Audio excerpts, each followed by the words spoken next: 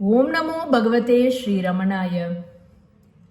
பகவான் ஸ்ரீ ரமணருடைய ஆசிரமத்துக்கு பலவிதமான அன்பர்கள் வருவா.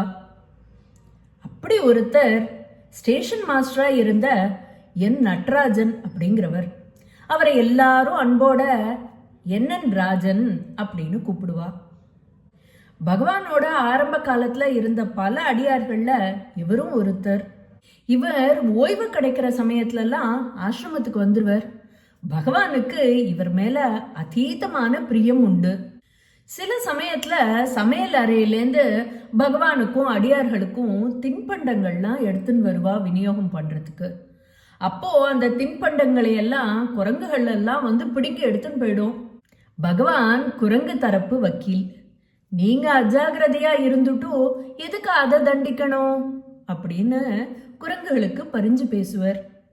ஒரு நாளைக்கு இந்த என் ராஜன் அப்படிங்கிற இந்த அடியார் ஆசிரமத்து சமையல் அறையிலேருந்து ஒரு தூக்கு ஃபுல்லா பக்ஷணங்களை எல்லாம் எடுத்துட்டு மூடி கூட எல்லாம் அந்த தூக்குக்கு எடுத்துட்டு வரார்.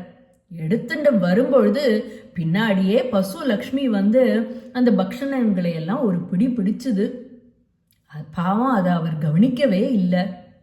இத பார்த்த பகவான் லக்ஷ்மி பசுவை பார்த்து, லக்ஷ்மி எங்களுக்கும் கொஞ்சம் பக்ஷணத்தை விட்டு வை அப்படின்னு சொல்லிட்டு அதுக்கு நிறைய பக்ஷணங்களை இன்னும் கொஞ்சம் கொடுத்து அனுப்பி வச்சார்.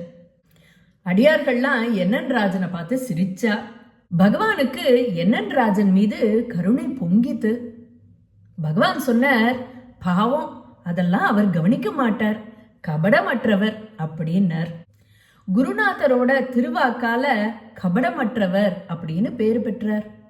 பின்னாடி அந்த என் ராஜன்கிறவர் சொல்றார், இதை விட எனக்கு வேற என்ன வேணும் அப்படின்னு சொல்றார். ஓம் நமோ பகவதே ஸ்ரீரமணாய.